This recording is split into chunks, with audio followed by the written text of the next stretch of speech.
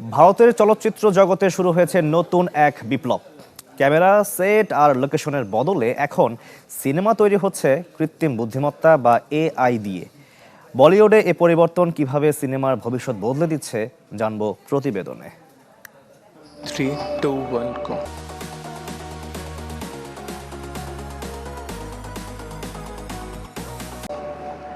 আছে cinema set, অথচ নেই ক্যামেরার কোলাহল বা পরিচালকের নির্দেশনা, নেই লাইট ক্যামেরা অ্যাকশনের বালাই।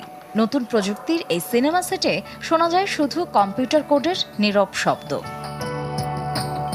বলিউডের শীর্ষ talent agency the collective artist network এর নজর এখন ডিজিটাল তারকাদের দিকে। এজেন্সির বেঙ্গালুরুর স্টুডিওতে নির্মাতারা এআই ব্যবহার করে নির্মাণ করছেন পুরাণ ভিত্তিক সিনেমা ও সিরিজ, তৈরি করছেন নতুন নতুন তারকা। বিশ্বের সবচেয়ে বেশি সিনেমা তৈরি করে থাকে ভারত, যার বদৌলতে শাহরুখ খান ও অমিতাভ বচ্চনের মতো তারকারা জনপ্রিয়তা পেয়েছেন বিশ্বব্যাপী।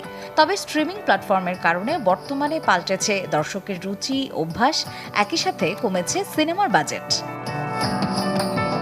এসব বিষয় বাধা রেখেই পুরোপুরি এআই নির্ভর সিনেমা নির্মাণ করছে বলিউড। বিভিন্ন ভাষায় ডাবিং করা হচ্ছে এআই দিয়ে, এমনকি পুরনো সিনেমার শেষ অংশ বদলে নতুন আঙ্গিকে আনা হচ্ছে সিনেবাজারে। কম খরচে অধিক মুনাফার আশায় স্টুডিওগুলো ঝুঁকছে এআই এর দিকে। এখন আপনি বাস্তব সেট বা ভ্রমণ ছাড়াই উচ্চমানের সিনেমা তৈরি করতে পারেন। অর্থনৈতিকভাবে এটি বড় পরিবর্তন আনছে। That's the kind of empowering it's doing on the economic side. বিশ্লেষকদের মতে এআই ব্যবহারে ভারতের মিডিয়া খাতে আয় বাড়তে পারে প্রায় 10% এবং খরচ কমতে পারে 15% পর্যন্ত। It is going to just coexist with us and it's only going এটি সতর্কতার সাথে ব্যবহার করা হচ্ছে, যেমন লেখার সহকারী হিসেবে, ভিএফএক্স সহকারী হিসেবে, কিন্তু এটি এখন পর্যন্ত কাউকে প্রতিস্থাপন করতে পারেনি।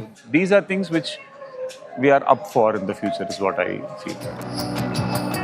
সব মিলিয়ে বলিউডে এআই এর ব্যবহার খরচ কমানোর পাশাপাশি বদলে দিচ্ছে গল্প বলার ধরন। তবে শেষ পর্যন্ত এআই নির্ভর সিনেমা কতটা নাড়া দিতে পারবে দর্শককে, তা বলে দিবে কোন পথে হাঁটবে বলিউড।